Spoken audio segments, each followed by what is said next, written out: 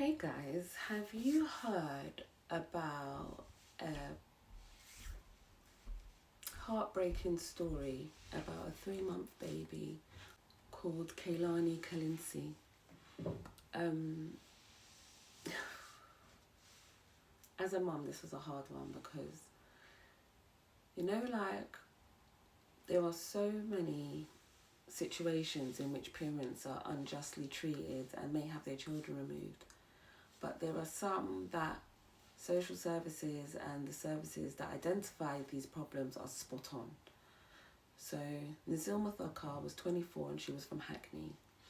She was in a relationship with her partner, who I'm not going to name because he was cleared of his charges, but he was 35 and he was from Newham, I believe. Before baby Kaylani was even born, she was known to social services. They had her on a child protection plan because Nazli and her partner, they had a toxic, destructive relationship that was going to be not a fit environment for a child to be in.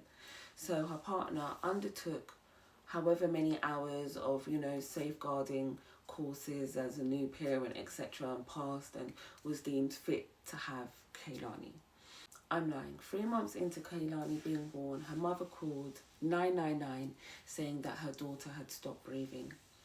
When the paramedics came, she was frantically, she wasn't helping, basically. She was in their way. She was trying to hide the smell of weed in the background. She wasn't doing what was in the best interest of saving her baby girl.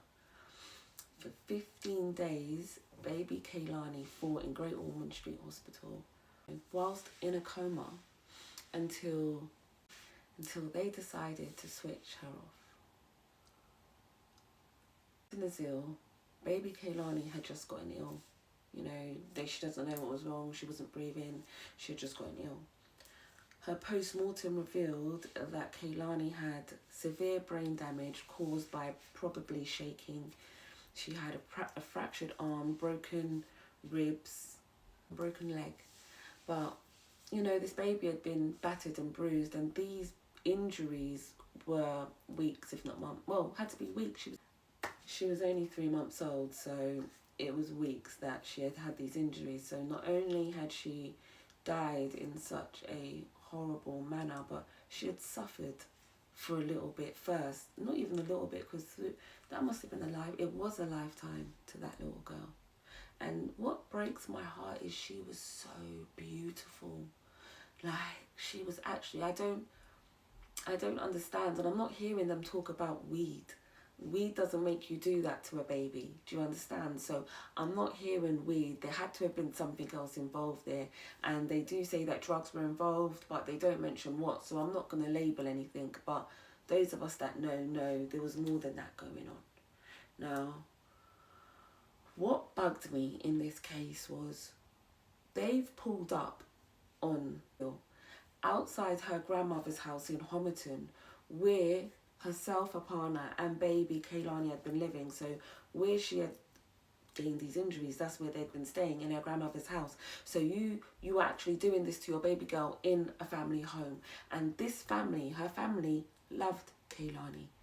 The baby was loved. And from what I've read, her dad loved her. Maybe not in the way he should have, but he loved her too. So you had no reason. There was support. If you felt it was too much, you had support. You had someone that said, come and live with me. So this wasn't necessary, yeah? But anyway, going forward, because... So they've arrested her outside her nan's house, and the first thing she's saying is, what are you arresting me for? I'm going on TikTok live. What do you mean you're going on TikTok live? Why are you not asking them, is my baby okay? Are you here because there's something wrong with my baby? Why is your first thought of, why am I being arrested? And why is TikTok even in your thought process? But that's what you're thinking about. Then you want to throw, this is what made me mad. Then you want to throw excuses like, you're only doing this to me because of the colour of my skin. If I was anyone else, you wouldn't be dealing with me like this. I took my daughter to the hospital. I called you guys to come and take my daughter to the hospital. I don't know what was wrong with her. Milk was coming out of her nose and stuff. So I panicked and I called you. And it's all I. Then she's saying to them like, when she realises that, you know, the walls are closing in, she's like, listen, I go and see the perinatal team, which again is an insult, because you are relying on the fact of your mental health and the mental health services that you're having to use to get you out of what you did to your daughter. So I speak to the perinatal team, so you're going to have to deal with me proper. So you still want exceptional, you know, treatment, even though you're being arrested for attempted murder, because they did tell her, you know, you're being arrested for attempted murder. Now, what she kept saying is, you're coming because what? I'm not there. I'm on my way. Like, you've arrested me. You're coming to arrest me when I'm going to the hospital. The social worker knows that I'm on my way to the hospital. And it sounds like to me, they've all made this conclusion after seeing her injuries. And they've set her up. They didn't want to arrest her in the hospital because there's children, families, and most importantly, her daughter there. So let's get her before she gets there. So they've got her outside her nan's, and all she's trying to speak about is how this is an injustice to her. She's saying, I was on my way, I was coming, you lot are stopping me, I was on my way there now. That's why you're coming, isn't it? And what that says to me is, this little girl has got all these injuries and you're AWOL. You are AWOL. They're like, if your baby's this sick, you wouldn't leave her side. Do you understand? And I'm not saying that you wouldn't go home if you had to, but there's showers, you've got family members that can come and bring your stuff. You're AWOL, and they've had to come and collect you from your home.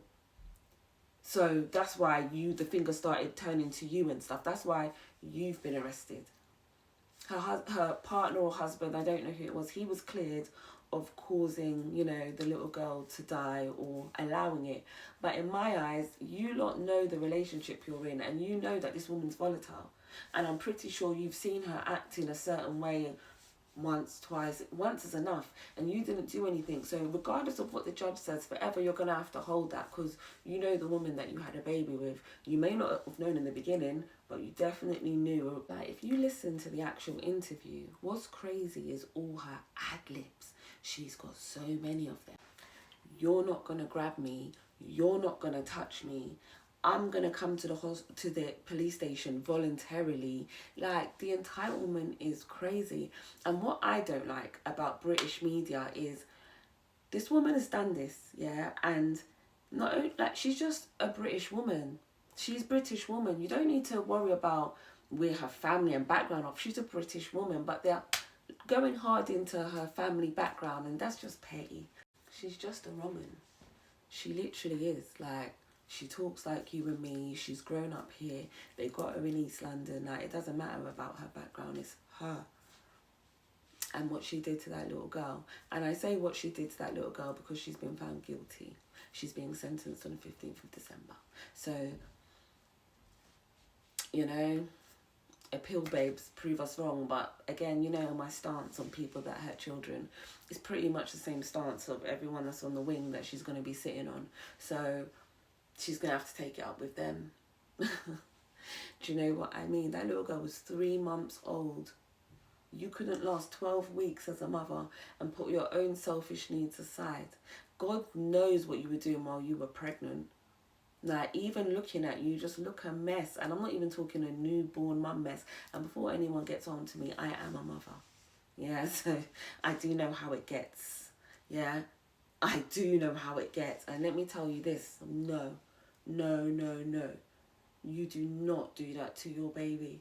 If you can't look after your baby, then there's so many things you could have done. So many family members that you could have spoken to that could have possibly alleviated some of that stress. And even if you didn't want to go to social services for fear that they would have done it indefinitely, I'm sure you could have spoken to someone that in the interim could have helped you out.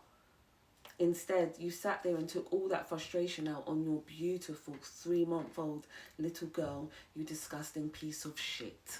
That's what you are.